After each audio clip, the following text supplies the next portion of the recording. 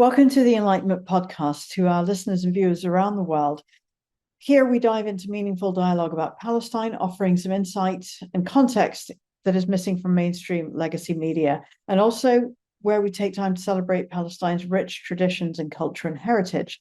Today we are joined by Huwaida Arraf, the Palestinian-American human rights attorney who co-founded the International Solidarity Movement and sailed with the Gaza Freedom Flotillas. We're going to talk to her today about how international solidarity can help to dismantle Israeli apartheid and injustice. Before we begin, I want to acknowledge the ongoing genocide in Gaza, where over 60,000 Palestinians that we know about have been massacred and entire neighborhoods wiped out, as well as the relentless escalation of violence, home demolitions, and settler attacks across the West Bank. What we're witnessing is not a conflict, it's a campaign of ethnic cleansing and genocide against Palestinians that is unfolding in real time and that defines Zionist settler colonialism. Back to our guest today, Huwaida Arraf is a human rights attorney, co-founder of the International Solidarity Movement that brought 10,000 international witnesses to Palestine.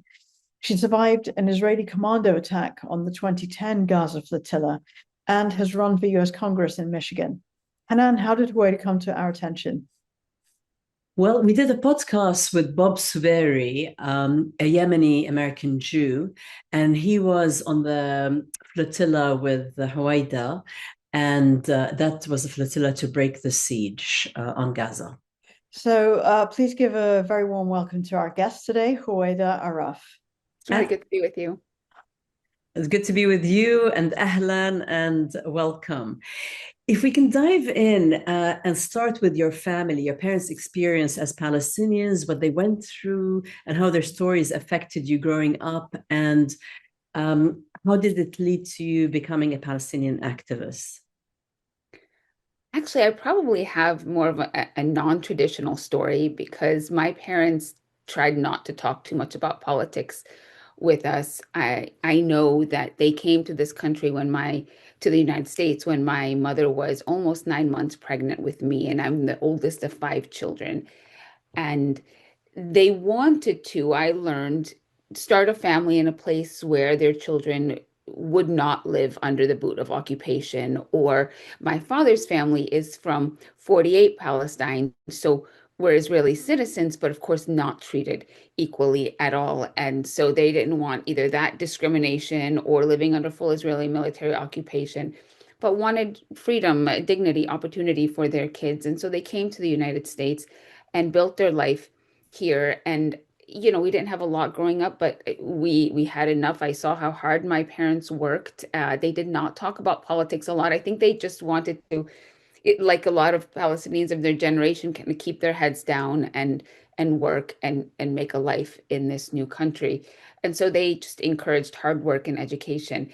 But when I was younger, my parents would every other year or so, whenever we had enough money, take us back to Palestine just to keep connection with our family and land. And I myself witnessed the oppression, how we were treated at the airport by Israeli security, how, when we went to Jerusalem, how all of the holy sites, for example, you just soldiers all over the place, and how they were treating Palestinians, how Palestinian relatives in Bethlehem could not come with us to Jerusalem because they were Palestinian, even though it was only 15 minutes away, they couldn't travel, the restrictions. These things just stirred in me this profound sense of like moral outrage.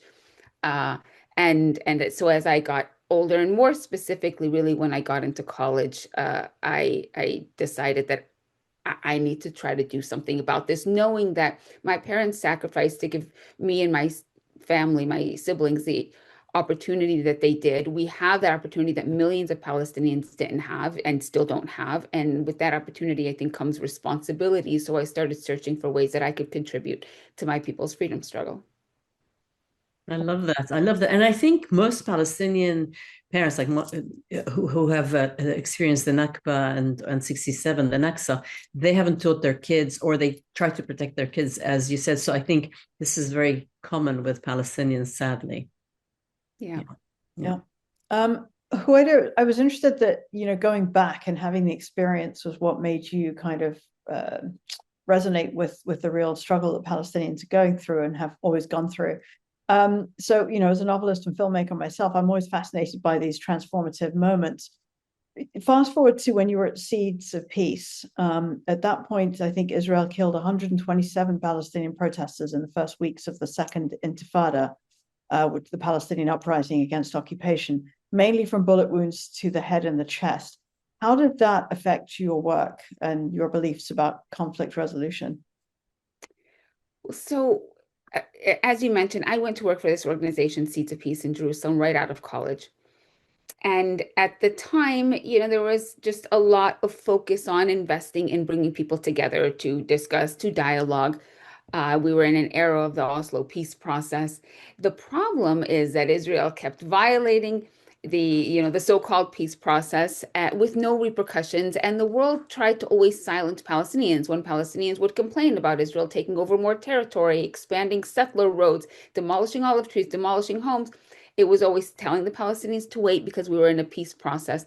But as we could see on the ground, there was no peace process. Israel wasn't being held accountable for violations. And so, as you noted, the Second Intifada broke out, which was instigated by, a very provocative visit by then opposition minister. It was Ariel Sharon who visited, and not visited is not even the right word, but he imposed on and went up to the Muslim holiest site in Jerusalem in a very again, provocative way with hundreds, I think it was estimated like 1,000 armed security and soldiers at the time, really with a message that the whole land, the whole territory, everything is ours, and we can go up even on your holiest site and disrespect it, and you can't do anything about it type thing, which sparked outrage and protest. But it wasn't just about that visit, right? It was about years of being in this sham of a peace process where Israel just cemented its occupation and colonization under the guise of a peace process. And so on these first days of on the first day of protest, actually, Israel killed like 7 unarmed protesters. And then as more protests erupted, again, unarmed protests in the first days and weeks of the Intifada, Israel was shooting at people to the chest and head area. It was a shoot to kill policy. And what was happening, what I was noticing, I was in the occupied Palestinian territory. I would join some of these initial protests and seeing people being seriously injured and killed. And I was mainly monitoring the American media. How were American politicians or American media talking about it? It was the Palestinians' fault because they walked away from the peace process.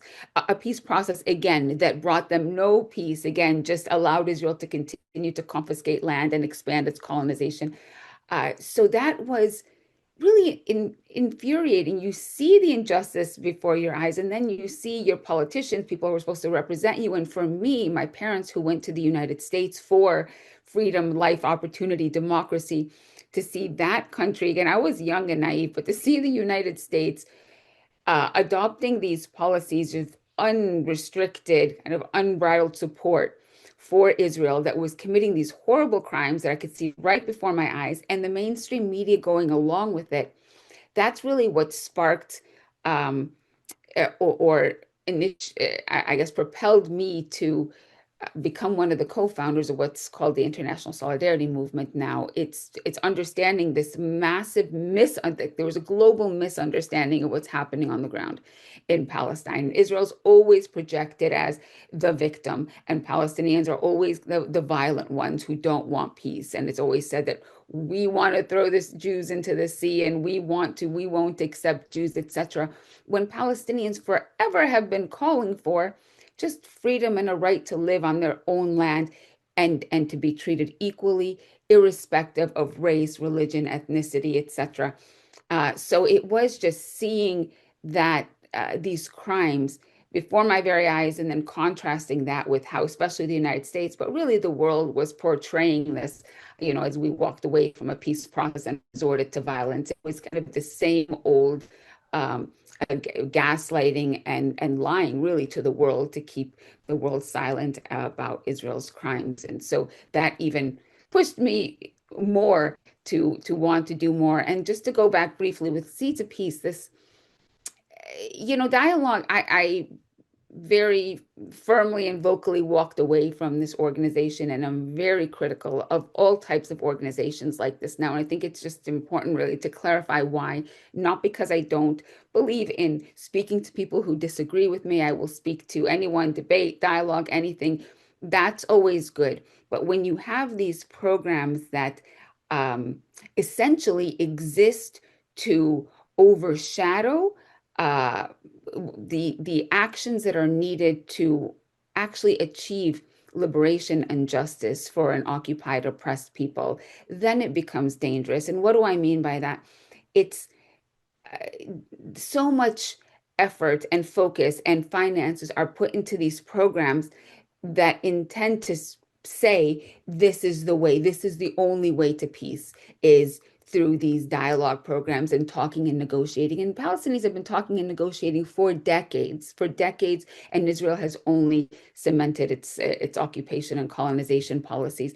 And when Palestinians try or call for any other form of resistance, for example, the global boycott, divestment, sanctions movement, you have that criticized as being unhelpful, and these kinds of dialogue programs as being the only way, when these dialogue programs don't do anything to actually dismantle the racist, unjust structures that actually tear people apart. And one thing that I saw with this program is that Palestinian and Israeli, Christian and Muslim Palestinians with Jewish Israelis, they learned to get along great. They became best friends, but that didn't do anything to change the racist structure that they were living under that actually tore them apart. And so if you're not doing that work and just talking about dialoguing, then you're doing a great disservice to actually the freedom and justice struggle. 100% actually. And Shamim and I, we were invited to an event that they held in London. I think some people we knew, their kids went through the program, and we felt exactly like you, and more of the time.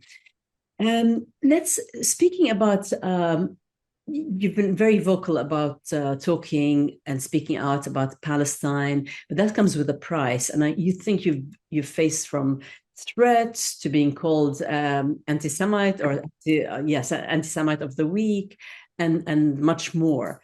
So can you talk about this, what you've endured and all the sacrifices you've made, if that's okay?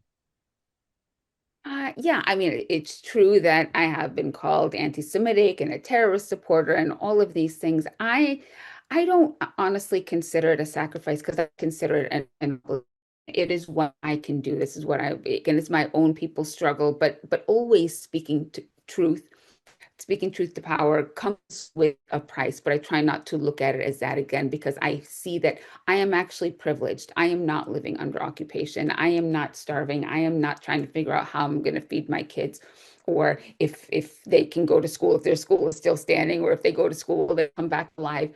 And so again, speaking out and being called names or facing threats from these people that actually justify and support a racist, apartheid, genocidal entity like Israel is nothing to me. So it happens. It makes me even more determined to speak out, because I know that so many people, these kinds of attacks can silence them, and we just need more people speaking out. I think the more that we do speak out and band together, the more these threats and these attacks against us will become more meaningless. And again, these people that frame calls for justice and liberation and equal rights as being anti-Semitic are deliberately weaponizing anti-Semitism and conflating anti-Semitism with anti-Zionism. Zionism is a racist idea, political ideology. It has nothing to do with the religion. And these people are actually doing the real fight against anti-Semitism a great disservice, again, because they're mixing up. Anti-Semitism is a real problem. We need to fight it like we fight all forms of racism and discrimination, and conflating it with anti-Zionism and criticism of Israel's policy. Again, they're weaponizing it. They're actually turning into the real anti-Semites. Because if you think of it, they're suggesting that their religion, that Jews need to support this very violent genocidal state, and that all Jews should do that. I don't know what could be more anti-Semitic than suggesting something like that. So I know some of my closest friends, my in-laws, are Jewish, but do not support Israel. Actually, I've had the privilege of working with Jewish Israelis and Jews around the world who are some of the most outspoken, adamant people about Palestinian rights. It just so happens that these Zionists and uncritical supporters of Israel are paid attention to more. And that's really a shame, again, because I think that does a great disservice to the true fight against anti-Semitism and to the global fight that I think we all rhetorically talk about. Some of us work towards and some of us don't, but where all people deserve to be free and and live equally, and nobody should be discriminated against based on race, religion, or ethnicity. So I will keep speaking out, and I don't consider it a sacrifice. That's wonderful, and it's a self-evident truth. And we've also spoken to people like Avi Shlaim, to Miko Peled. We were with Avi recently, and I feel like he's even more coming along to that has come to that perspective that there is no room for any kind of state built on this kind of supremacy idea, ethnic supremacy.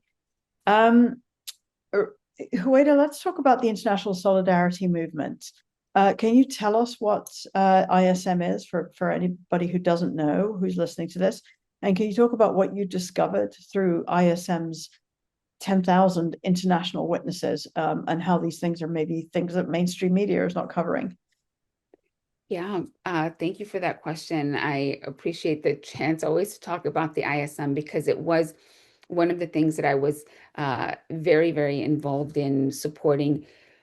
Was a co-founder, of course, of the International Solidarity Movement. And the idea, so it is a Palestinian-led, nonviolent, global or international movement that was founded to support Palestinian popular resistance. Because as I mentioned, when I was on the ground in Palestine, I would see Palestinians marching or doing other forms of largely nonviolent resistance. And Israeli military or police forces would brutally attack us. And this led to lots of injuries and deaths and no accountability. Israel has not been held accountable for any Palestinian deaths in decades. And when you couple that with the way the mainstream media distorts what is happening, and it's always that Israel is quote unquote defending itself, I felt like the Palestinian popular resistance needed more resource. We needed to change the way the world was reporting on this and people to understand what was happening. And so the idea simply was to kind of globalize the Intifada. Right? I say globalize the Intifada. And what is the Intifada? It's the Palestinian popular movement to resist or to shake off occupation and oppression. And we did that by calling people to come to the occupied Palestinian territory, to stand with Palestinians, to march with them, to live with them, to organize with them. And why? Like, what would this do? We thought first and foremost it could provide a protective presence because Palestinians marching, organizing, resisting alone were being maimed, shot dead with no accountability because Israel and all of its soldiers and its leaders, they completely dehumanize Palestinians. So they can open fire on unarmed Palestinians. They don't care. But we thought that if there would be internationals with Palestinians, that hopefully this could reduce the level of violence being used against the civilian population. And then we hope that internationals could also help us change the way the mainstream media was reporting. Because it's not, as I said, Palestinians that can't accept Jews and want to push them into the sea and all of this garbage that we hear so much of. It really is a struggle of freedom versus occupation, colonization, and apartheid. And you can be from wherever, with whatever background, and choose your side. And if you're on the side of freedom, then you're standing with us, with Palestinians. And the kind of third component of the ISM is people who come to Palestine and see with their own eyes and witness and join, then go back to their own home countries.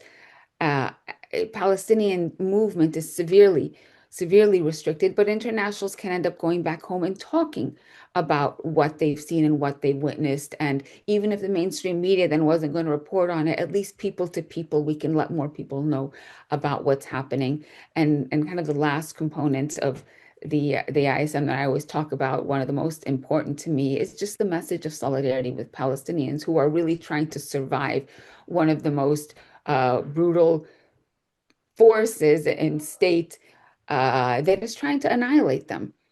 And every aspect of their life is controlled, and they see that the international community has largely abandoned them.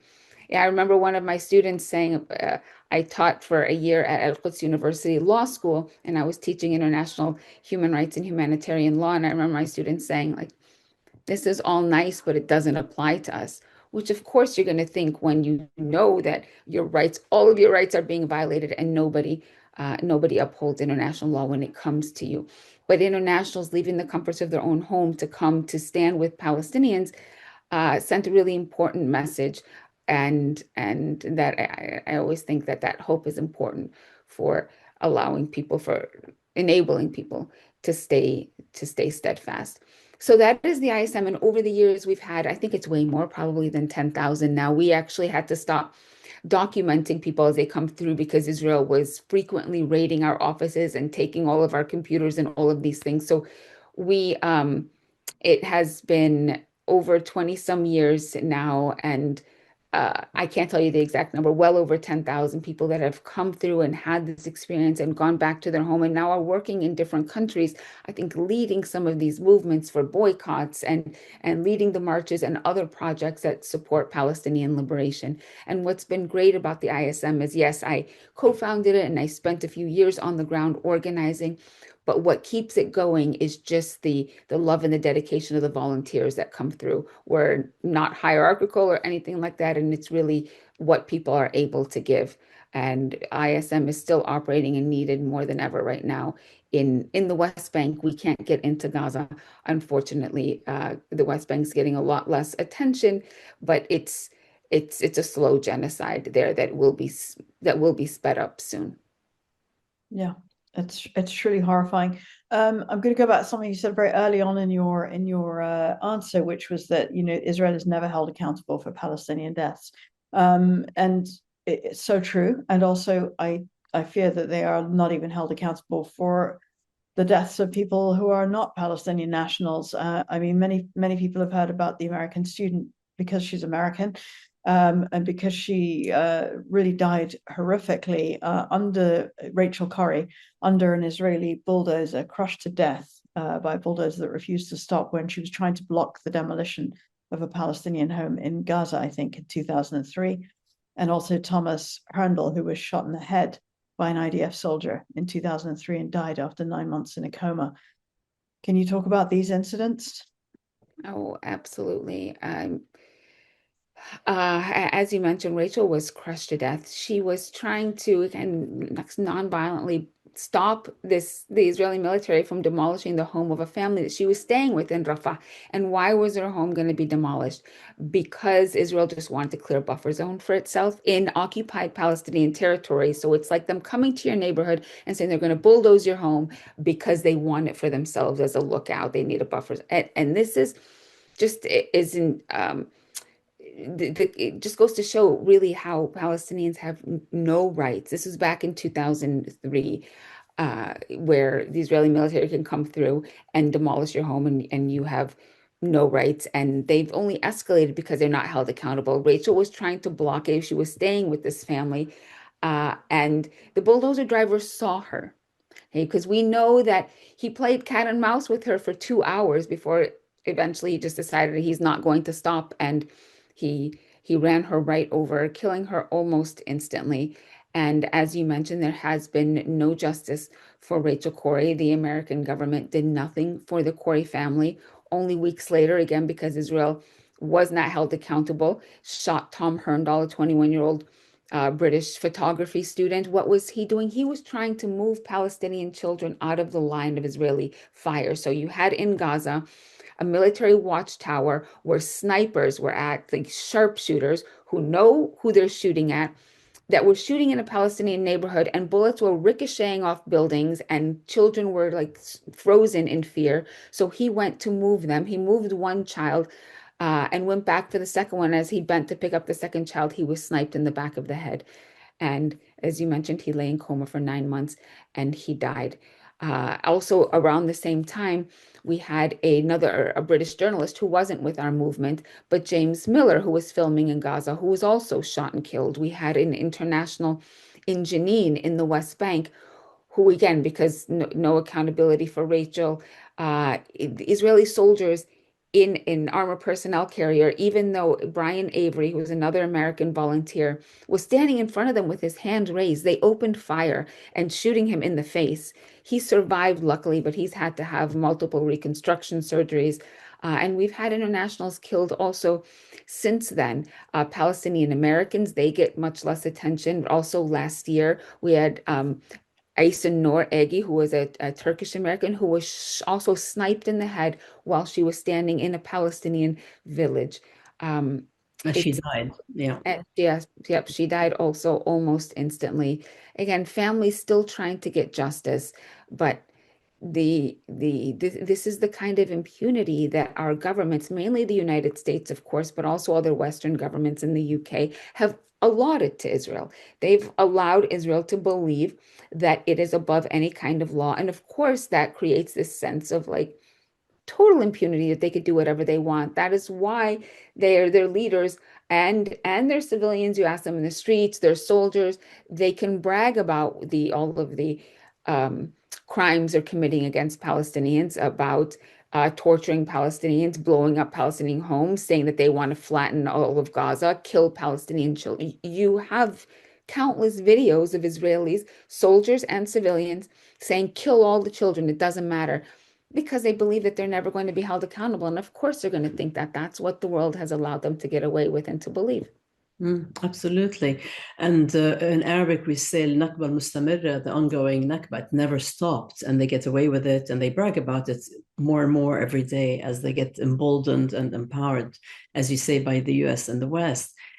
But like your family, mine is Christian Palestinian. My dad's from Bethlehem. My mom is from West Jerusalem, as I mentioned earlier, a Nakba survivor. And we see the world watching the ongoing theft of Palestinian lands, their ethnic cleansing, the genocide, the Gaza genocide. And yet, Christian evangelicals, especially those in the US, are one of the biggest supporters of the settler colony of Israel. They ignore that Jesus was a Palestinian, that Christianity started in Palestine. I went to Baylor for my undergraduate with Southern Baptists, and I was shocked by their version of Christianity. But this sort of blatant support of Israel, how do you deal with it, Huwaida? And how do you, is there a way to sort of get them to understand the reality? That is a good question. Honestly, I don't deal a lot directly with them, but I know that there are organizations in the United States that are specifically confronting the kind of the ideology that they espouse. They do, unfortunately, in the United States, play like an outsized role in supporting Israel's settler colonial project. And it, as you mentioned, it frames this as like a biblical mandate, while they completely ignore historical and present realities. They refuse to acknowledge that Jesus was Palestinian, that Christianity began in Palestine, and that the people living there today are descendants of the same kind of communities. We say that we are the original Christians. And I always say, when I see or hear them talk, I can't help but think, like, this is not my Christianity. This is not what I was taught about Jesus. And I think that it's important to just focus on facts, human rights, and justice. Um, the I don't know, honestly, if there is kind of getting through to them, although I have come to know a few who identified as Christian Zionists, and they say that they've seen the light. But the community as a whole, I'm not sure. I think that we just have to continue insisting and reminding and educating people that Palestinians, kind of like any other people, have a not only a legal but a moral right to self-determination. It's not really about, I actually try to stay away from kind of theology and religion, because people tend to mistakenly think this is a religious conflict, and it's not. It's about, this is about ending oppression. It's about a people's right to live free. It's about respecting human rights and dignity. And if people listen to what Palestinians call for, it is this world where all people, again, can live free, irrespective of race, religion, ethnicity, any of that. So, when you have this kind of biblical mandate, I don't know if there is getting through to you. It is a distortion of, I think, the Bible. It is a distortion of Christianity. It is not. I don't know what Jesus said. Support oppression, support killing, which is what Israel is doing. Support subjugation. But that is what they're advocating. And I think it's just important to keep exposing that and to ask, like, where did Jesus say that? What kind of Christianity advocates for what you're supporting, which is this brutal apartheid genocidal state of Israel? Absolutely. So let's talk about apartheid a bit more. My family's Indian Muslim. They lived through apartheid in South Africa. Apartheid in Israel is a whole different animal. Most people haven't been to Palestine who are listening to this. What is life like? Just give us a few ideas of what apartheid is like for day-to-day life for Palestinians. Yeah, I remember actually being on a radio interview with a South African station back in 2002, and the interviewer back then, who was asking about what's happening, and mentioned that they also in South Africa, you had Bantustans like Palestinian, like Israel has created these Bantustans of Palestinian communities in the West Bank. But I remember him saying, but in South Africa, you didn't have you didn't have the military bombing these Bantustans. Of course, I don't like to compare oppression. South African apartheid was horrific. What's happening in Palestine is, there's nothing I can say, I think, that will do justice to the horror of the reality on the ground.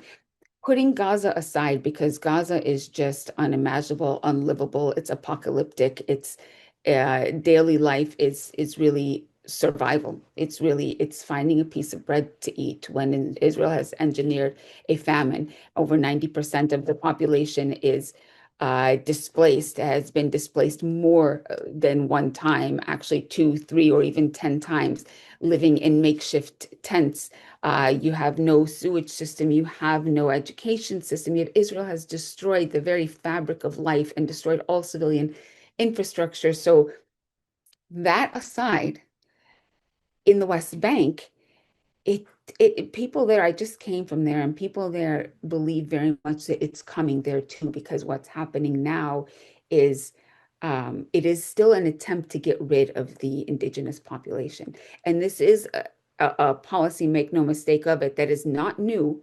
It has been happening for decades. It's just that Israel now feels it can escalate. Again, it's doing all of this without being held accountable. So it is escalating. So like every day in Palestine is even in the West Bank, defined by severe restrictions on movement, checkpoints, blockades. There are arbitrary barriers that determine whether or not someone can go to work or school or access medical care. You have homes being demolished, families displaced, not just by the Israeli state and military, but also by very violent settlers who come in. They are armed. They will raid Palestinian villages and communities. They will attack, especially the Palestinian farmers, the Bedouins who live on their land and off of their land and off of their livestock. You have settlers coming in and burning orchards and trees and stealing or poisoning livestock, and sometimes actually depopulating entire areas or neighborhoods, coming in and giving people a certain amount of time to leave or they will be killed. Flyers saying you have 24 hours to leave or you will be killed. And Palestinians know that, yep, settlers can come in and shoot them dead, and the Israeli state will not hold them accountable, and the international community will not hold Israel accountable. So you have no protection, none. So everyday life is a struggle as Israel is trying to make it impossible for you to stay on your land. That is, if I just one just one of hundreds, thousands of stories I heard just before leaving Palestine of a man who had worked. He was a Bedouin living a simple life, worked for about 2 decades inside Israel, making money and saving. And now he was living off the land. He had livestock. He had about 1,500 some goats and sheep. Israeli settlers came in one day and took them all. And he has no recourse. The Israeli justice system is not going to help him. Palestinian justice system has no jurisdiction over Israel. And so now he's looking just how to survive. So it is, and this is just, again, not doing it justice, just the tip of the iceberg here. This is happening every single day. Western governments are, every day that they're not just funding Israel, like the United States especially, but not sanctioning Israel, they are sanctioning this kind of behavior that is intended to really drive Palestinians entirely off the land. And of course, they're trying to do it because Israel, if we understand it, is a settler colonial project. And when you're a settler colonial project, you intend to replace the indigenous population. And to do that, you have to kill them or exile them. You just have to get rid of them. If any remain, they remain under domination. And that's exactly what we have here. Exactly. And actually, it's like modern day slavery, honestly. And as you mentioned, and that's in the West Bank, and let alone the Palestinians from 48, who are also third-class citizens with all sorts of racist, Jewish supremacist laws that are against them. So, Huwaida, you said that Israel is not defending itself, it's fighting for land free of indigenous Palestinians. Can you tell our audience a bit more how, despite all the backlash you get on everything, what do you mean by that, just so people can understand? Yeah, it's definitely not self-defense. I mean, they're defending a settler colonial project, right? And so when they are invaders on a land that wasn't theirs, and in order to be a settler colonial project, again, you have to displace or overtake the land, displace the people. You are maybe certainly they're not going to feel safe and feel like they have to continue to oppress and kill Palestinians who want their freedom and demand justice. And anybody who rejects the notion that Israel is a settler colonial project should go back and read history, because Israel's own founders, their founding fathers, David Ben-Gurion, Israel's first prime minister, in his own diaries or letters that are that have been published, very explicit about this. He said things like, "We must expel Arabs and take their places. If we have to use force, we'll use force."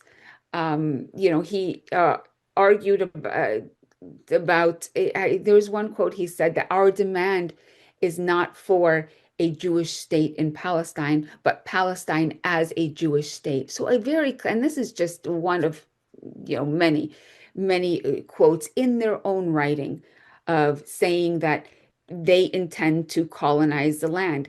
Vladimir Jabotinsky, who was another kind of Zionist and early leader, also said that this, and referred to Zionism as a colonization adventure. So there is no kind of question that this is what Israel was founded as, to be a settler colonial project. And now when we look at Israel's actions there, it is definitely not about self-defense, but it's about continuing to expand the territory at the expense of the indigenous Palestinian population, and continuing to try to get rid of the Palestinians there. And so I think we have to continue speaking out, because I feel like silence is complicity. Mm. We have to, I don't want to sound too naive or idealistic, but this is not just about Israel's policies. It's about upholding human rights and dignity for all people. And especially when I'm so close to this, I've seen it with our own eyes. My parents are from there, my family's still there, my friends are still there, and I know that this is happening to them every single day. Of course, I'm going to continue to speak out. And it's not just me. Look at you and hundreds and millions of people who now if they didn't know it before, now see Zionism in Israel for what it is and is speaking out. And we have to kind of move that speaking out now into policy change because people's lives depend on it. Yeah, no, absolutely. And as you said, it's not one government or another. It's the settlers and the settlements have been growing regardless of which government's in power. It's been growing more extensively. So it's just a facade that, oh, it's the Likud or Labor or whoever. Yeah. Oh, absolutely. Even under the Labor government, they continue to strip away Palestinian ID cards, demolish thousands and thousands of Palestinian homes, expand settlements. Some of the largest expansion in illegal settlements took place under Labor government. So it's definitely wrong to say it's just this fascist government or just Netanyahu. These have been the policies of the state of Israel for decades. It's just now accelerated and on full view in terms of, their brutality. Yeah. I think as you said, it feels like a moral imperative. If you want to continue to be human in the world, you have to say something. Let's talk about Gaza. Your legal work documents 85,000 tons of explosives that have been intentionally used on Gaza. That exceeds the whole of World War II.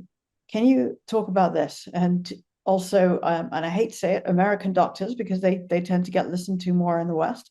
There are American doctors who've witnessed Israeli soldiers deliberately shooting children.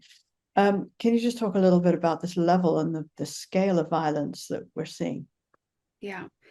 Well, first, I just want to clarify. So it's not, me or that has documented, but using that documentation. Others have documented, and we're using all of this documentation for a complaint that I filed before the Inter-American Commission on Human Rights. And it's a complaint actually against the United States because the United States has been the primary enabler of Israel all of these years, and certainly during these horrific last 2 years, when they know that Israel is using U.S. weapons, U.S. military aid to commit these horrific crimes against Palestinians.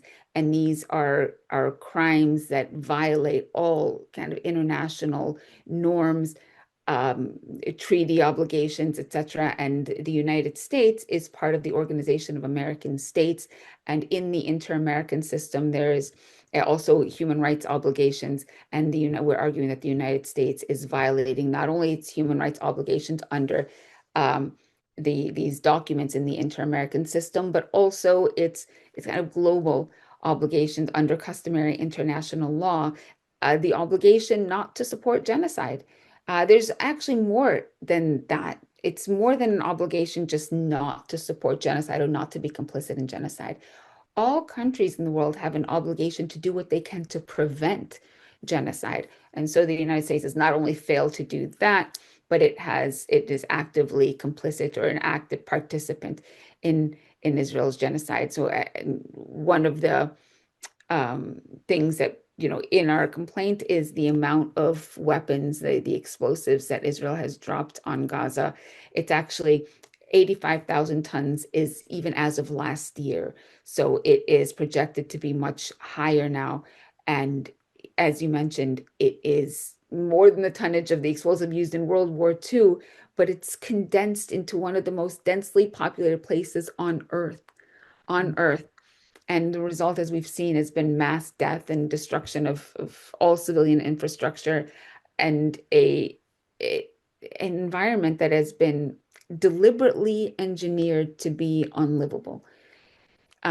It's, when I say that it's, we're taking kind of what other people have documented, Israel has not let any we know they've not let journalists into Gaza. They've not let lawyers into Gaza, but they have let a limited amount of doctors into Gaza who have volunteered, and they come out with just horrifying stories. And the American doctors specifically have written to President Biden, then President Biden. They've testified before the United Nations. They visit congressional offices with their facts. And what they are showing these leaders is that not only has Israel dropped all these bombs on the most densely populated places in the world, using this advanced technology in unarmed, beleaguered, caged population. You also have snipers that are sniping toddlers and children. And they have testified to seeing these cases of just numbers every single day of children coming in to the hospitals with gunshot wounds to the chest and head, right to the heart. And you actually have a Mark Perlmutter, who is a Jewish American doctor who has testified that and said that very clearly this is the work of sharpshooters who are deliberately shooting children, because some of these kids will have shots to the head and heart. They're pinpoint shots. When you're a sharpshooter, you don't accidentally, shoot kids in the heart and the head on a regular basis. And yet this is what's happening, and the United States and other governments, but I keep saying the United States not just because I'm here in the US, but because the United States supplies Israel not just with it's estimated about 70% or more of its military weapons, but also continues to provide Israel with protection, diplomatic and otherwise, so prevents the rest of the world and the United Nations from taking any kind of action to hold Israel accountable. So you have US officials that know that their weapons are being used to commit these crimes, and they continue to allow it to happen. So we've been talking about like the ISM and some actions, but also important to recognize that there are people uh, trying to take actions at all levels to stop what the US and Israel is doing. And one of the ways my legal community is doing this, this complaint now I have before the Inter-American Commission to try to hold the US accountable, but my legal colleagues in the United States and around the world are just trying to use legal tools as others are trying to use other tools at their disposal to just stop these horrors. It really is just the Holocaust of our time.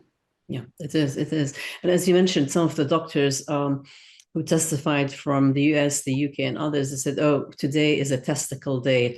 Yesterday was as you said, a heart day." And so they target and they play games in a very genocidal, very concerning way. But despite all that, and you're a lawyer, international human rights lawyer, and Palestinians, like any occupied people, have the right to defend themselves with armed resistance under international law.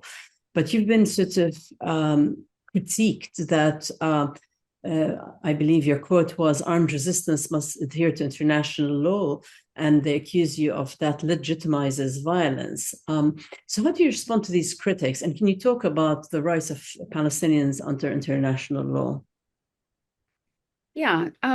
When I say that armed resistance must adhere to international law, I'm not legitimizing violence. I'm stating a legal fact. Under international law, peoples living under foreign occupation, foreign domination, have a right to resist occupation, including by armed struggle, as long as it respects the limits set by international humanitarian law. And one of the primary limits is that you don't target civilians.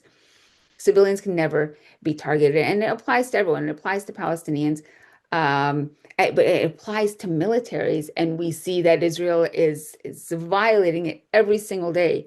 So there's this kind of clear double standard. It denies Palestinians rights that are recognized not only in law, but it has been recognized for other oppressed people, and other oppressed people have exercised it. Recognizing this right or acknowledging this right certainly doesn't mean glorifying violence. It means insisting on a consistent application of international law, where you're opposed to the targeting of all civilians, and you affirm that an occupied people have a right to defend itself, and they have a right to struggle for freedom using the means that are at their disposal. As long as it adheres to the limits set by international law. But we have a situation where Palestinians are told they can't resist Israel's overwhelming violence. Israel's one deliberately attacking civilians, hospitals, schools, journalists, medical workers, aid convoys. They have killed hundreds of times more civilians than Palestinian resistance ever has. And the destruction and the death and that they are actively to be engaged in is excused or it's justified. And it's enabled by much of the international community, yet a people that are struggling for their liberation are demonized for just asserting that they have a right to defend themselves. Um, so it's really absurd to me. Is because Israel is a state that all of the crimes that they are committed is somehow are legitimate. The torture they have, we talk about Hamas or the Palestinians that have Israeli captives or Israeli hostages. Israel has, we don't even know how many, over 10,000, 10,800 are the ones that we know of. We don't know how many people in Gaza that they have, because so many thousands of people in Gaza have not only tens of thousands, if not hundreds of thousands already have been killed, but thousands more are disappeared. They're either buried under the rubble of their homes or their communities, or they have been taken by Israel. And we know that Israel has taken countless Palestinians from Gaza, doctors and other medics, and has tortured them and killed them. Uh, Over 10,000 at least being held in Israeli dungeons, and you don't hear about them. You hear about Israeli captives that Hamas has, which is wrong, okay, but there is such a hypocrisy and duplicity in policy, which also points to this, I think this general pervasive attitude in the international community. And not, when I say international community, I'm not speaking about the civilians, average people, but more world leaders that just don't value Palestinian lives. They just don't value Palestinian lives. What happens to us is almost expected. It is deserved. It is, you can have 50 Israeli hostages, but 11,000 Palestinian hostages, and you will not know about the Palestinian hostages. You will focus on the Israeli ones, and in a way kind of legitimize what Israel is doing. So, in the last 2 years alone, we know that Israel has killed 80 of those hostages in Palestinian dungeons, from torture, from starvation. A Palestinian child in one of the Israeli dungeons was starved to death. When I was in Palestine, I spoke to friends who had been imprisoned and released, and they described the horrors, just the horrific abuse in these dungeons. And they don't get visits by the International Red Cross. Nobody pays attention to it. And this is just a systematic devaluation of Palestinian lives and Palestinian rights. And so, yes, I will not stop speaking about it. Palestinians do have a right to resist. We need to focus on why they are resisting in the first place, because the world is supporting Israel's kind of evil, brutal colonial domination of Palestinian lives. And that needs to end. Absolutely. And even the use of words, they say Palestinian prisoners versus hostages, when they haven't even been charged by anything under administrative detention for many, many years. And this has been the playbook of the settler colony of Israel since its inception, and even before that. Absolutely. Absolutely. Yeah. Again, all these crimes Israel is committing, when you say prisoner, it's as if Palestinians have done something wrong. And as you mentioned, so many of them have not even been charged, and they spend months and years of their lives without being charged with anything, without even knowing why they're in, Israeli captivity. And then you have even the ones that have been charged. It's a militarized court system, which is not enough to say just a military court system, because people might not even understand that. But Palestinians live under Israeli military and are subjected to military law that does not grant them rights. Their rights are much, much less than Israeli civilians have in terms of their. So, for example, under Israeli military law, a Palestinian child, a 12-year-old child, can be taken from their home at gunpoint in the middle of the night. They can be abused. They don't have the right to have a parent with them. They don't have a right to speak to a lawyer, and they can be interrogated for days. A child taken at gunpoint by soldiers from their bed in the middle of the night. And then they can be prosecuted if that child said anything without a lawyer and without their parents, because they were terrified, because they're being beaten as they're interrogated. Then they will use that evidence against them to convict them and then throw them in prison. To convict them of what? Maybe throwing stones. Throwing stones, a Palestinian child can get up to 20 years in Israeli prison. Like this is the kind of, and then that child is a prisoner, is not a hostage, is not, and so you think that with the use of that language that they are criminal, that they have done something wrong. You're absolutely right. Everything needs to change. Everything has been engineered to make people believe that, Palestinians are kind of violent and in the wrong here, and Israel's always the victim. Yeah. For that reason, people have been sailing on flotillas to break this siege of Gaza that's been going on for years and years and years. There have been several, and it drives Israel insane. For example, in 2010, Israeli troops stormed the Gaza Freedom Flotilla, the Marmara, at that time, and intentionally killed 10 activists and injured dozens.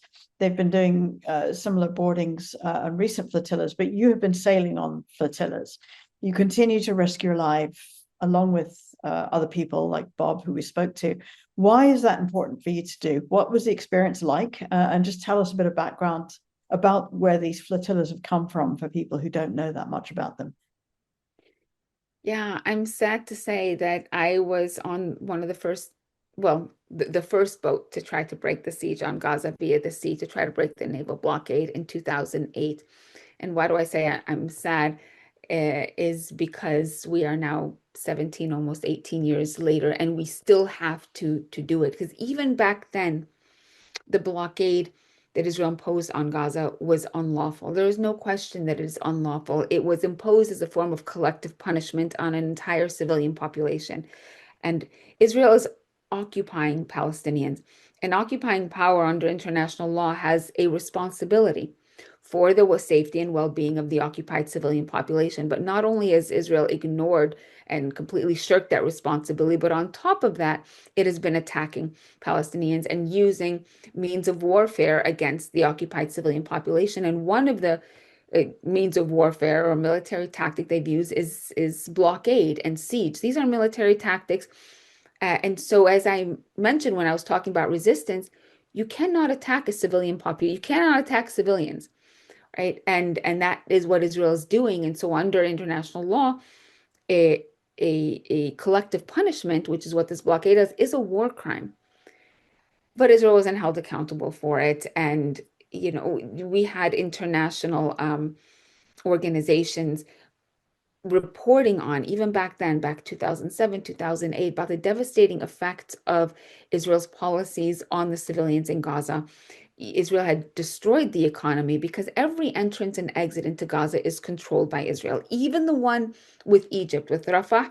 Egyptians control, physically kind of control that entrance and exit, but in coordination with Israel. So if Israel does not allow them to open it, they won't open it and they won't defy Israel. So they're colluding with Israel and keeping that border closed, but all of the other entrances or exits. So you have Gaza, which is completely surrounded and controlled, every entrance and exit controlled by Gaza. And when you deny not only things coming in, but things leaving, so Palestinian products, you completely destroy the economy. And this is, again, back in 2007, 2008. So the economy is devastated. Israel back then talked about putting Palestinians on a diet, and it was exposed that Israel was actually counting the calories of how many people you have in Gaza. And of course, they know because they are in charge of the population registry.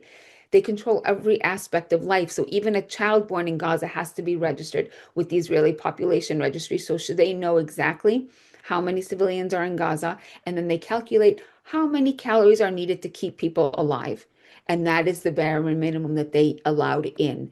Again, back in 2008, the world knew about this. They let Israel do this. And so a group of activists with the International Solidarity Movement, we were having a meeting about what is possible to do when the idea came up, like, let's try to get a boat and challenge this naval blockade, which seemed like a crazy idea at the time, but nobody else really was doing anything.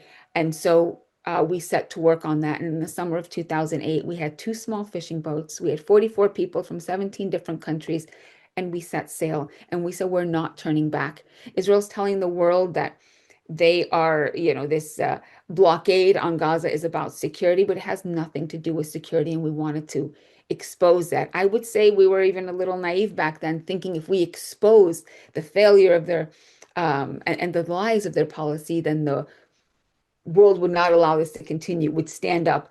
But we see that the world hasn't stood up, and we've had to keep sailing. Actually, the first few sailings, we managed to get into Gaza. Israel backed down and did not attack us. I managed to get into Gaza 5 times sailing, each time taking in people that Israel didn't allow in to connect with Palestinians, and each time being able to take out a small number of people that needed either to be reunited with family, that had medical concerns, they needed treatment of outside, or they had scholarships at foreign universities and Israel wasn't letting them leave. One of the first people we took out on our boat was a 16-year-old who had his leg amputated from the waist down because of an Israeli military operation. And Israel was not letting him go into Israel to get a prosthetic leg or to go to any other country, just was not letting him leave to get a prosthetic leg. So we put him in his wheelchair on our boat and sailed out, and he was able to get a prosthetic leg. Honestly, I don't know if he's still alive today, but that's the policies that we've been trying to expose and fight, and with a message each time, because Israel now has been attacking us. We were able to get in 5 times, but after starting the end of 2008, Israel started attacking our boats. And that is why in 2010, we came together with a whole, not just 1 or 2 boats, but a whole flotilla. We had 700 people from about 36 different countries. We were carrying 10,000 tons of aid in those boats. We had cargo ships and civilian ships, and Israel launched a lethal attack on our flotilla on May 31st, 2010. And they shot people dead, 9 people who were killed on the spot. Volunteers, 1 volunteer lay in coma for 4 years, and then he died. And an independent UN investigation concluded that 6 of the 10 that were killed were most likely executed because of the bullet wounds that they had, were most likely executed. And Israel still we were talking about Israel faces no accountability for Palestinian lives or international lives. Certainly everyone who was killed on the 2010 flotilla was non-Palestinian. One of them was even an American citizen. The American government not only did nothing about it, but actually voted against the UN report. And when Furqan Dugan, the American citizen's father, tried to file a suit against Israel in American courts, the US government intervened to ask the court to dismiss it because Israel has immunity. It's constantly the United States acting to amplify or to support the policies of this brutal regime instead of supporting the rights of their own citizens. But to summarize, yes, sadly, we've had to continue to sail. We continue to sail because we promised Palestinians that we would not stop. And this blockade, again, is illegal. Back then it was illegal. Today it's being used to engineer a famine. It's being used as a tool of Israel's genocide. And every country that is not actively challenging it is complicit with it. Because we have a situation, if you think about it, where Israel the world sees, is starving people, is not letting food or aid to Gaza, and countries aren't challenging it. So the world is allowing a country that is on trial for genocide, and Israel is on trial for genocide at the World Court, determine what, if any, aid is going to get to a people that they are actively exterminating. Like, in what world is that okay? Yeah. And yet that is what all of our countries are doing. And even I say my message, even to humanitarian organizations, like I know they try to be non-political, but when you're facing an engineered famine like this, and Israel is deliberately denying you your humanitarian organization, the big organizations from Oxfam to the Norwegian People's Aid to all of them, you need to put your aid on boats and also come with us, and not to continue to kind of negotiate with Israel. The world needs to put aid on boats. Israel has turned Gaza into an extermination camp, and we need to break down those walls. We need to be coming not just by boat, but by land, by air. And our countries should be doing this, but as long as they're not, the civilians, people are. Yeah. It's incredible. You've created an incredible movement, and I think now there are around 50 boats, big flotilla heading to Gaza now, and And I think the point is, a lot of people say, well, what's the point? They're not going through, but that's not the point. I think it's important to keep raising the awareness and trying. And as you said, it's the responsibility of every human being to do something. Can we also talk about the BDS? I know you touched on it, boycott, divestment, and sanctions, because they really worked in South Africa's case. They do work if everyone adheres to that. But some people who defend or say they support Palestinian rights also oppose BDS. So what are your thoughts on that? And how do you square that one? Yes. For anyone who doesn't know, BDS is boycott, divestment, sanctions. It's a nonviolent grassroots movement It's rooted in international law, and it's modeled after the boycott of apartheid South Africa. And it calls for very basic principles. One, ending Israel's occupation. Two, ensuring equality for Palestinian citizens of Israel, which we didn't talk about much, but you and I, no, actually, I don't know. Actually, Hanan, do you have Israeli citizenship? No, I don't. But one of my cousins, most of my cousins live in Bethlehem, but one lives in Haifa and Mary Jasser.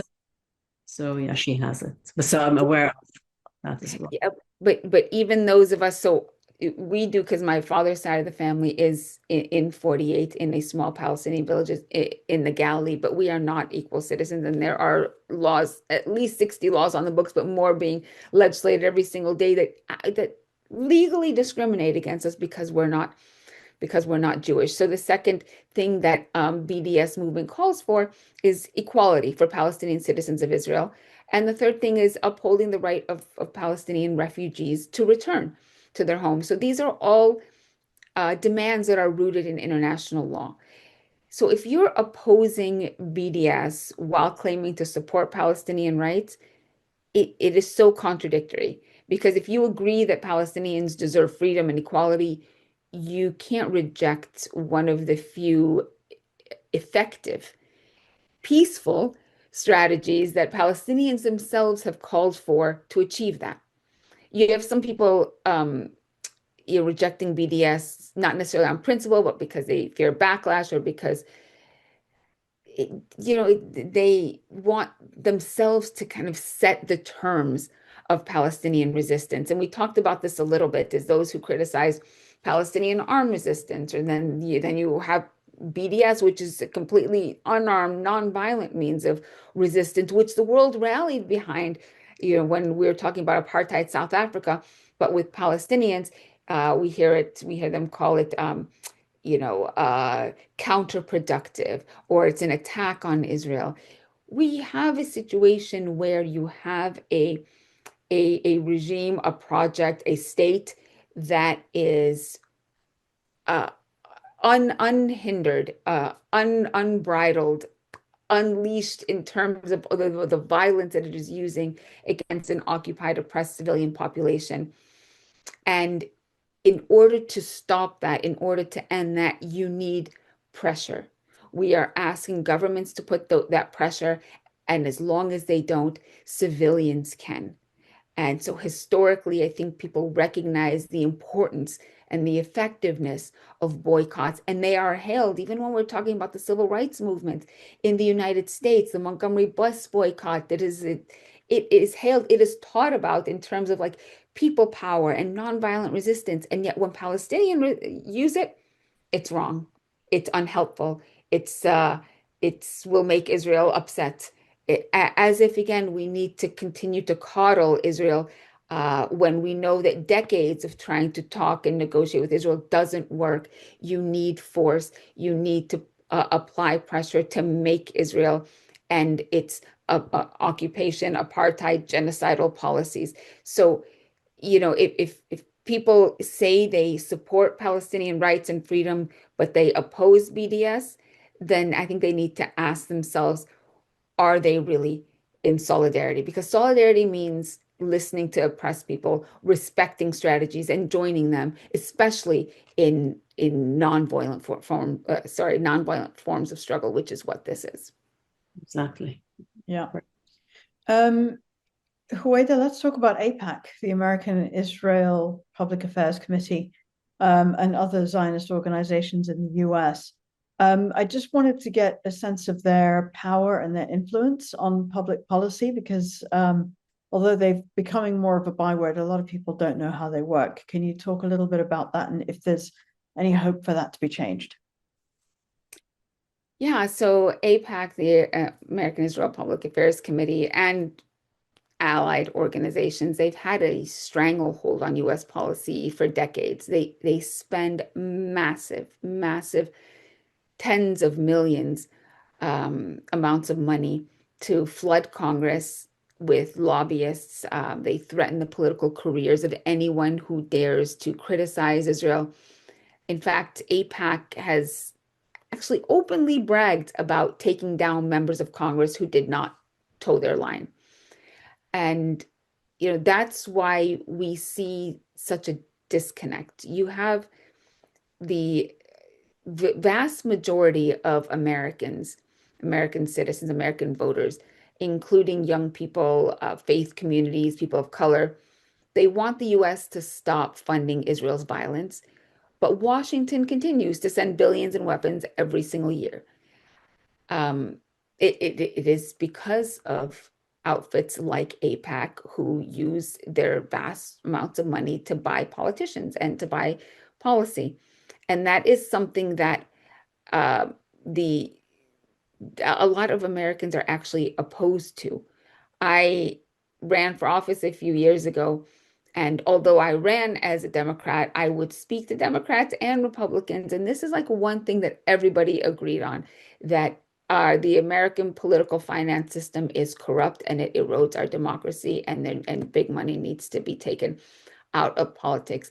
But that's not where we are right now, and money runs our politics here. And so you have politicians that are voting to continue supporting genocide in contradiction to what the vast majority of Americans want. And that is, again, because the power of these lobbies. And so I think that their influence can be challenged in two ways. One is by building political movements that refuse their money and refuse to be silenced. And we've seen that with candidates like my friend Rashida Tlaib, and we have Ilhan Omar, and we have Summer Lee and a few good ones in Congress, and they refuse to take AIPAC money and they refuse to be silenced. And that also, they build their credibility with their work. In the end, money is used to buy votes, but when you have votes and then support of the people because of your integrity and because of the work that you do for the people, then you can actually be strong in your position and not feel threatened by AIPAC. So we need to continue to strengthen these movements, and we need to get more people involved in the political process in order to do that. So yes, we're doing all of the work on the ground. Some of us doing humanitarian work, some of us doing, public education work in social movements, but we also have to recognize that we have to do the political work. We have to support these candidates that represent us, or run for office ourselves, and build that movement of people, of leaders, of representatives that refuse AIPAC money.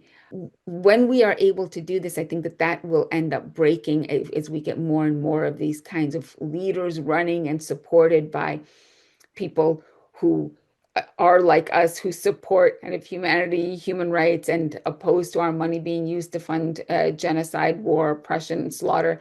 We can begin to break the grip of AIPAC. And just really quickly, when more, I think today, people in groups and some politicians are recognizing the corrupt power of AIPAC that is rooted in our corrupt campaign finance system.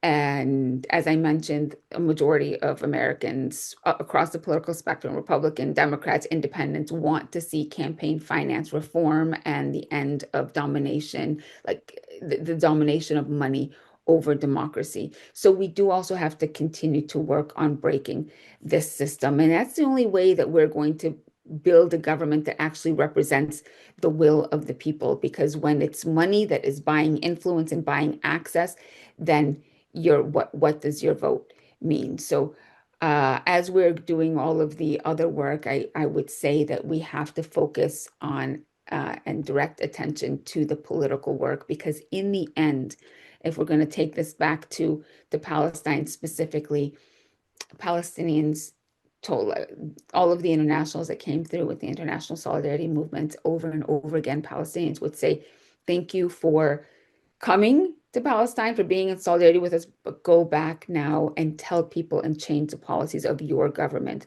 Because once you change that foreign policy of your governments, the government supporting Israel, is when we can see, hopefully, inshallah, a free Palestine. Because make no mistake, Israel could not do what it's doing without the active support of Western governments. So it's up to us to work to change that. And to do that, we have to be involved in politics.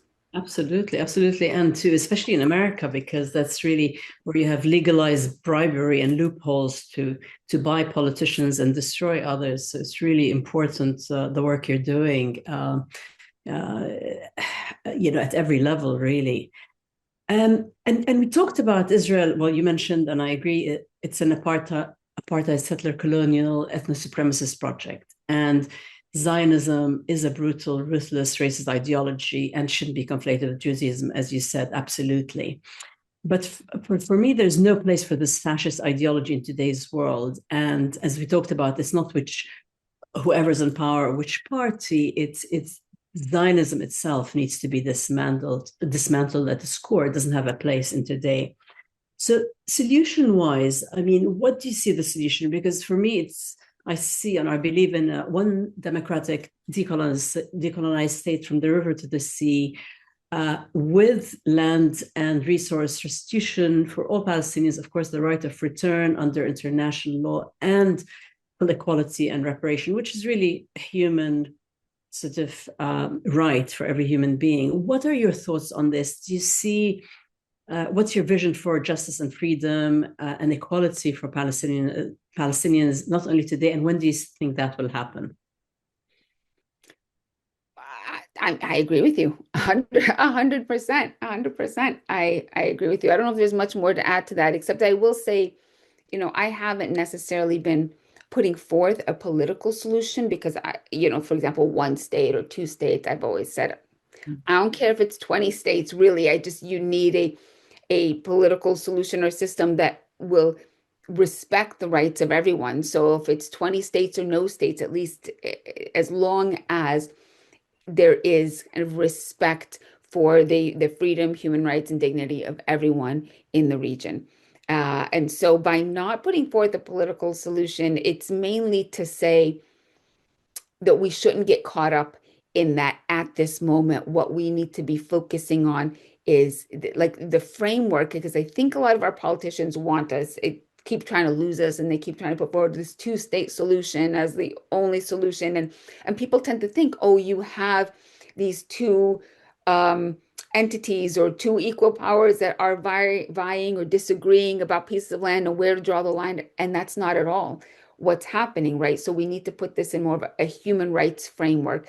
So the reason that I haven't necessarily been talking much about one state or two state or 10 states is to try to put this whole discussion, move it into a not about how many states and where, but into a human rights framework, and have people understand that this is where we're at, and not get lost with what I think, again, politicians or our governments, Israel and our governments that are supporting Israel, want us to get lost in, and to kind of misunderstand the conflict. Sorry, I didn't even mean to call it conflict, because it's certainly not that. But but everything you said in terms of no place for Zionism in our world today, it's 100% correct. Zionism is a racist political ideology. I don't see it as being any different really from Nazism.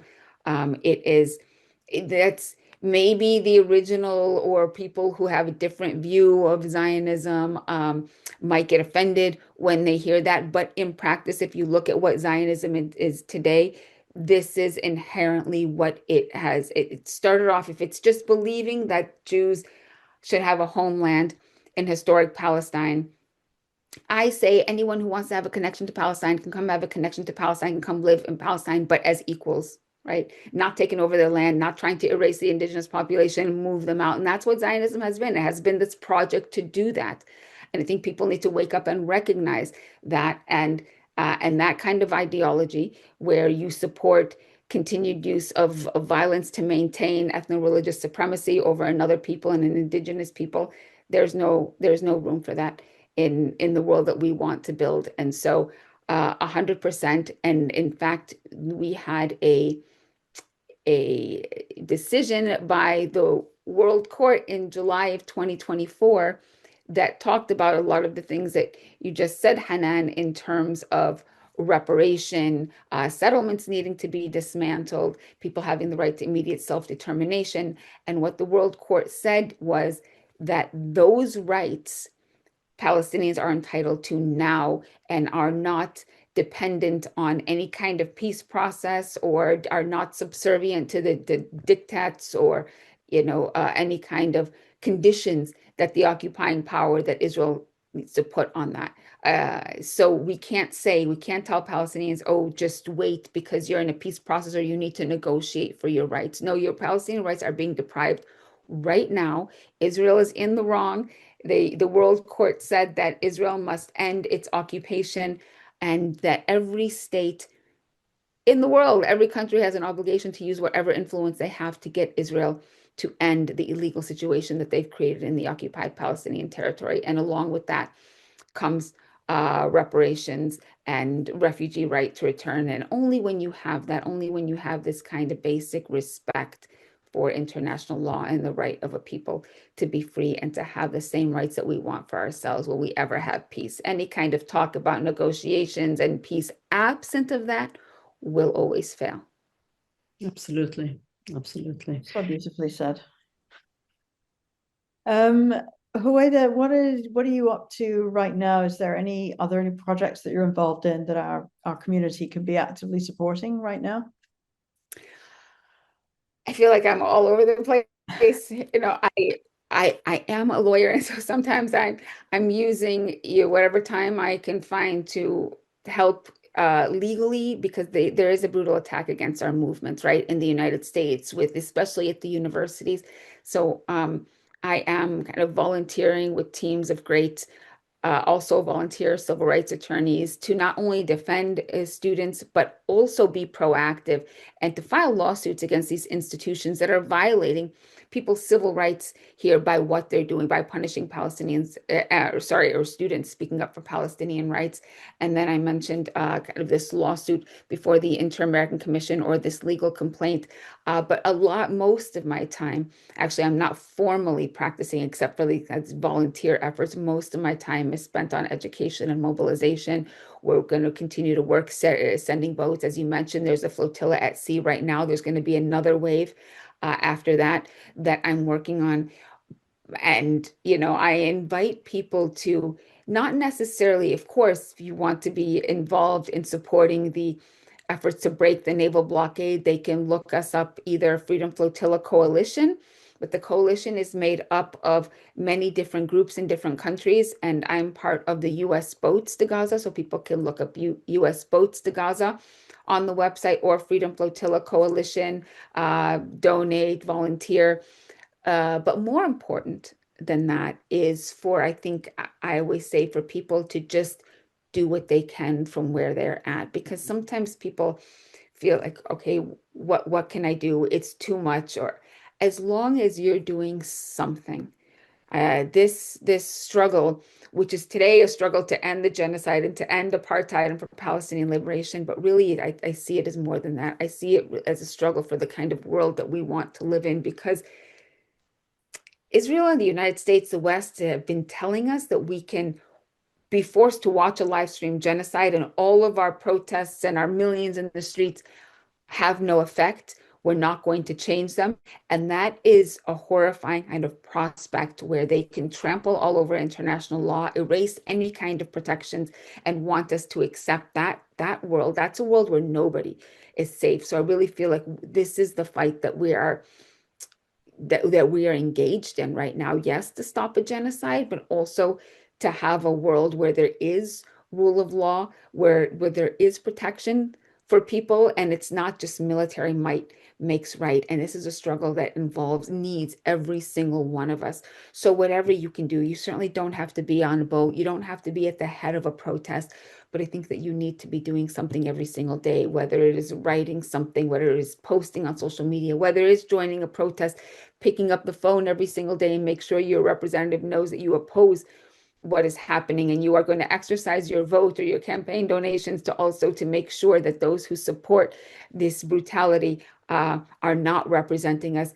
There's something that every single one of us can be doing. So definitely I invite support, but I invite also people to recognize that they inherently have power. It's so important that none of us feel powerless. Sometimes the enormity of the situation can make us feel that way, but we cannot afford to lose any one of us in this struggle that we are in right now.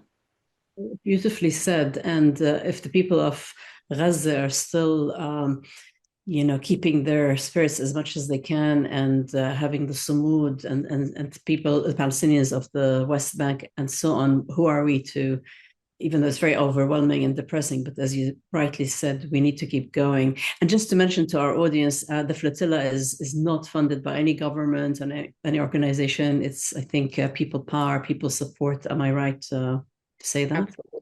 Absolutely. Yeah.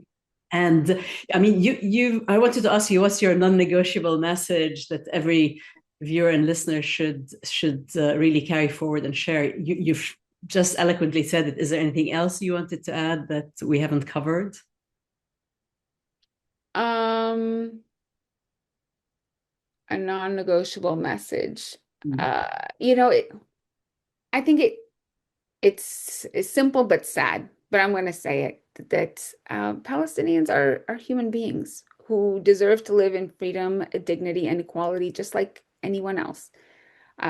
What Israel is doing in Gaza and across Palestine, it's not a conflict, as I mistakenly said. It's a system of apartheid, settler colonialism, and genocide made possible through definitely the U.S. active participation and the participation of the West. This is participation and complicity, but also by people who are silent.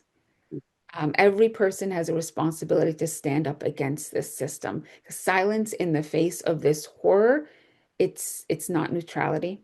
It's taking the side of the oppressor. It only emboldens the oppressor. And so oppression anywhere is a threat to our humanity, is a threat to humanity everywhere. And I think it's our collective duty to resist it in Palestine and across the world. So if I ask people to remember one thing, it's that justice for Palestinians, it's not optional. It's a moral, legal, and human imperative. Yeah, absolutely. And you call it a conflict. I did it the other day. It's because it's rammed down our throats for so many years in mainstream media. As Malcolm X said, if you're not careful, the newspapers will have you hating the people who are being oppressed and loving the people who are doing the oppressing. And I think we see a lot of that here. Huwaida, thank you. History will judge all of us by our actions and how we respond to this ongoing erasure and ethnic cleansing of Palestinians, to this intentional, man-made Israeli starvation of Palestinians, and this barbaric Gaza genocide, which is being live streamed for everybody to see. It really is our collective responsibility to speak out and to act against injustice. If you've enjoyed today's episode, please take a moment to like it, to share it, even with just a few people, and subscribe. Your engagement amplifies voices that are grounded in humanism, in justice, and in truth, like Huwaida's. Do join our movement of enlightened activism here at the Enlightenment Podcast. Huwaida, thank you really for your moral courage and your unwavering solidarity for Palestine. Oh my gosh, thank you so much for having me and for the work that you do. It's really, I'm in awe of kind of journalists and other people who use their platform to speak truth to power, because the stakes and the oppression is great, but so many people speaking up. I really feel like this is a moment of strength. And so I thank you also for using your platform to educate and uplift. Thank you. And honestly, we need to clone you. I think you're doing so many incredible things. You're brave, you're courageous. And shukran for your truth and all that you do. Honestly, I think we need more people like you in the world. Oh gosh, that's very, very kind of you. But you know what? I wake up every single day thinking, I'm not doing enough and thinking I'm failing. And I think that we probably all sometimes feel that way. And so maybe we need to lift each other up and support each other. But as long as you're involved in the way that you can be involved, then you're doing good. And I try to tell myself that because it's so easy to say, I'm not doing enough. I'm not doing enough. Yeah, in the face of that, it's amazing what you're doing in the face of genocide and everything else. So if that's it for today, as I wrap, stories and representation matter. Stay informed, stay engaged, speak up, and most importantly, take action for justice for Palestine. And our collective voice is making a change. In solidarity, see you with appreciation next time. And shukran again for all that you do. Shukran.